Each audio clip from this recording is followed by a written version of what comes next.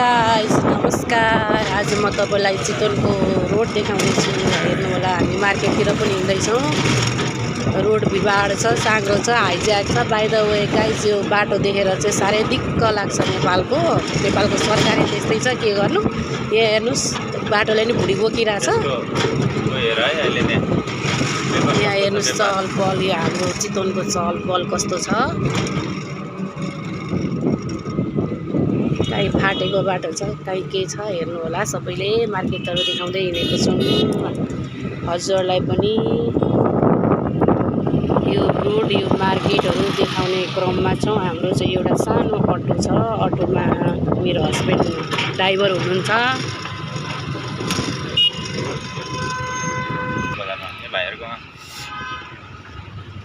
गाडी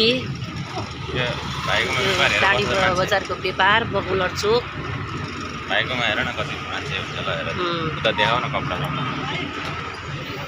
यो हाम्रो चाहिँ भाइरल पसल हो। यहाँ चाहिँ लुगा किन्नेको गहिरो लाग्छ।